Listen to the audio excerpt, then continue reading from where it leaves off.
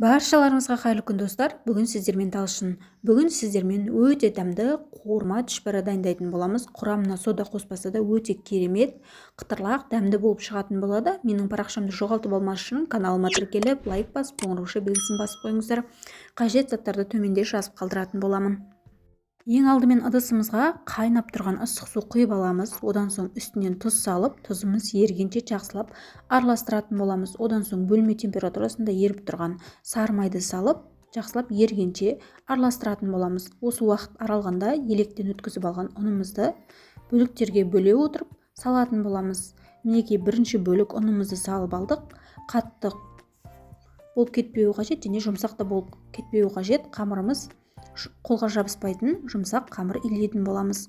Қамырымызды тоңазытқышқа 15 минутқа қалдыратын боламыз. Мінекей біздің қамырымыз дайын болды. Енді жұп-жұқа етіп, еуі қанған қамырымызды жайып алатын боламыз.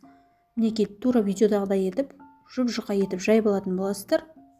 Еттің қамыры немесе пельменнің қамыры сияқты жайып алсаңыздар болады. Осылай кесіп алатын боламыз.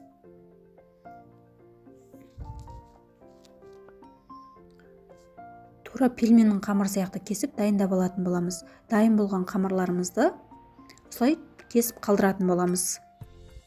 Енді ары қарай салмасына кірісетін боламыз. Картопты суда қайнатамыз және сұйық майға пиязды осылай қуырып алатын боламыз. Екі салманы бір-біріне қосып, үстінен тұз салып, қарабұрыш салып, жақсылап араластырып аламыз. Одан соң қамырымызды тура пельменге кескенде кесіп дайындап аламыз және ортасына осы салмамызды салып жақсылап түйіп дайындап алатын боламыз барлығын.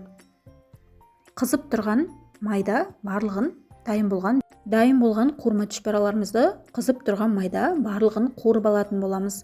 Осы рецептпен той жиындарға немесе ауызашарға жасасаңыздар болады. Міндетті түрде жасап көріңіздер. Осылай алдын ала түйіп дайындап қойып, морозильникте сақтап жасай берсеңіздер де болады.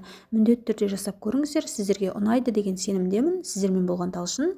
Келесі видеода кездескенше астарыңыз дәмді болсын. Менің парақшама тіркелуді ұмытпаңыздар. Әлі де көптеген қызықты видеолар салатын боламын.